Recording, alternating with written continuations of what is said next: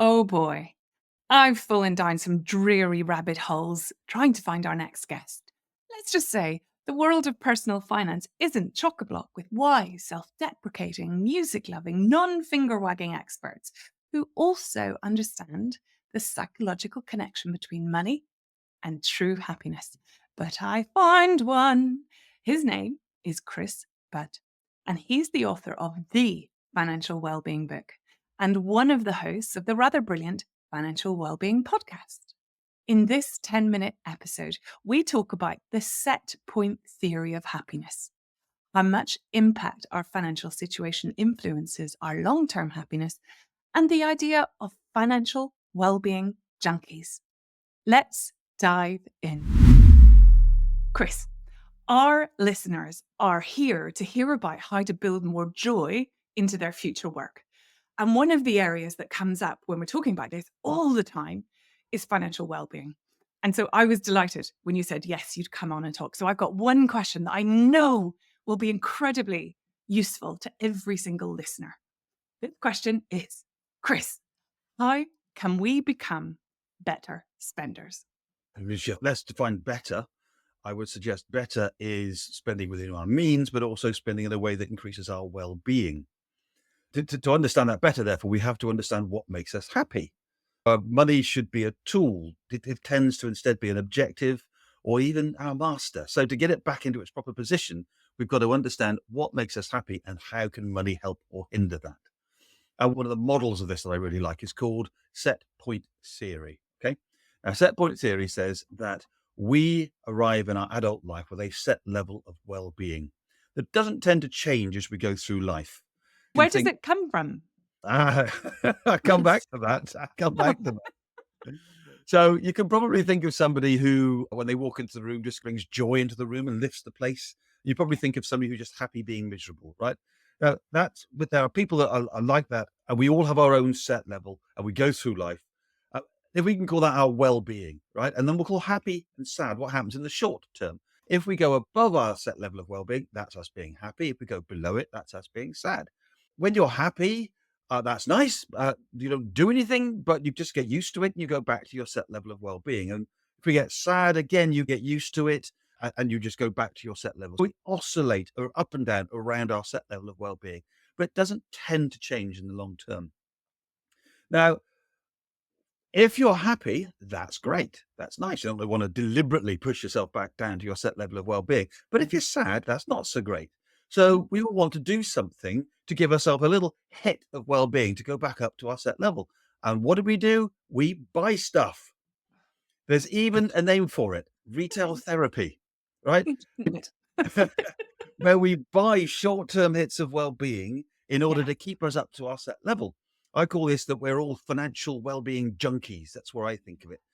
Buying short-term hits of happiness because life can throw a lot of rubbish at us. So we want to do stuff to give us that short-term hit to keep us up to our set level. But there's other ways that you can get that set level. You can speak to a loved one, have a hug, go out for a walk, get some fresh air, do some exercise. There's lots of ways of getting that hit that doesn't involve spending money. Now, I'm not saying that retail therapy is necessarily bad, but if you're spending money on stuff that you can't afford, to quote somebody famous, buying stuff you can't afford to impress people you don't like, then it's not giving you long-term well-being. So we're all financial well-being junkies spending money that we don't need. And if we're more aware of that, the next time we go to buy something, just ask ourselves, do I actually want this? Maybe use the 1 hour rule, just go out for a walk around. If it's online, especially walk away from the phone, put it down, come back to it and go, is this actually going to be something I really want? Or am I just giving myself that short-term hit of well-being? I'm fascinated by this set point idea. And I wonder, do you think we're just born with this set point? Or do you think it's created somehow through nurture? So the research says, this is where it gets really interesting. The research says that it comes from several different sources. Most of it, probably at least half of it, is inherited. You're just born with it. How happy you are is in your DNA, which is pretty wild when you think about it. 10%, this is all from a lady called Sonia Lyubomirsky in America. It always makes her a reference who I'm talking about. So this was her studies that showed that 10% comes from our circumstances. So what we say, what we do, how much money we have, where we live, what jobs we're doing. That's our circumstances. And only 10% of our long-term well-being comes from there. So it leaves 40%. And the remainder comes from what she calls our intentional activity, how we Mhm. act with money, our relationship with money, our financial well-being. So if you've got a financial education program that's teaching people how to be better with budgeting and how to manage debt, how to create savings plans, you're only looking at 10% of their long-term well-being. What we also need to be doing is explaining stuff like the Financial Wellbeing Junkies model to help us understand our relationship with money and how actually maybe it's not helping us make better decisions because those decisions are just giving you very short-term hits of well-being.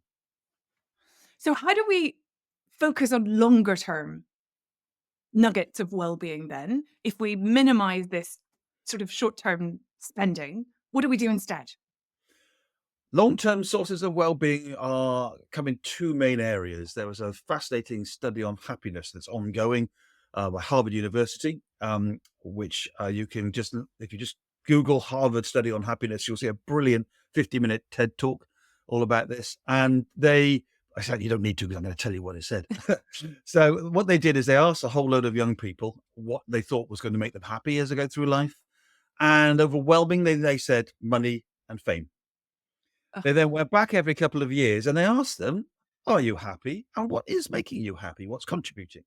yeah. And they've been doing this now for some 80 or so years.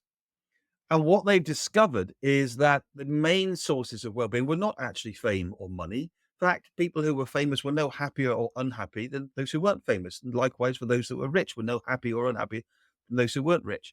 The main source was the quality of our social relationship. So if you get a hug from a loved one, you're going to feel better. That is true of everybody. We should put some work into maintaining our quality social relationships. The second area is having something purposeful in our lives. So if we are doing something that it doesn't mean that you've got to spend your time being Buddhist or Mother Teresa or what have you, but something that gives you some meaning and purpose, some connection to other people, seeing some impact of what you're doing, being able to have competency in that thing. This is a theory called self-determination theory from psychology.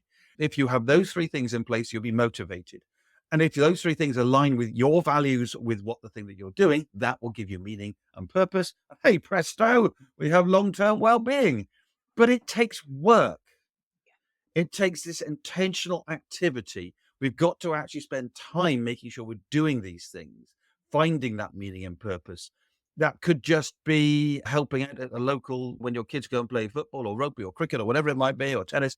Maybe get involved, whether it's making the tea or becoming a coach or being a helper, just getting involved. That will give so much long-term well-being compared to sitting on the sides watching and probably complaining that the coaches aren't very good.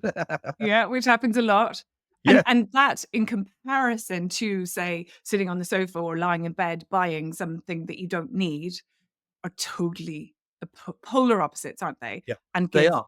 But I always want to just be very careful here, especially because I've just come back from Bristol where I bought some records, right? Now, I love my music. I've got so much music on a hard drive that if you played every track one after the other on that hard drive, 24 hours a day, it would take 137 years to play all the music I own, right? but you still bought some more? And I still bought some more. And do you know what? I can afford to buy a couple of records. Yeah. It's okay. So a little bit of that financial well-being junkie stuff, it's all right. As long as it's not causing you financial difficulties and as long as you're still on track for your longer term financial objectives. So do a bit of financial planning, whether you can afford to pay for it or Mhm. you can just do some simple stuff yourself. My financial well-being book has got a model for how you can do that. Make sure you're roughly on track. Make sure you can afford what you're spending. But yeah, it's okay to have some stuff sometimes. Let's not be too miserable about this. So a little bit of junky behavior is fine. Yes. Yes. All right. If you enjoyed this, you might also enjoy my life satisfaction assessment.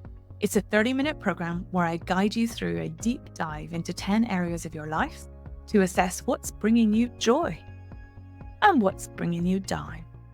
I call it Derailed. It's a fabulous place to begin a Joy at Work redesign.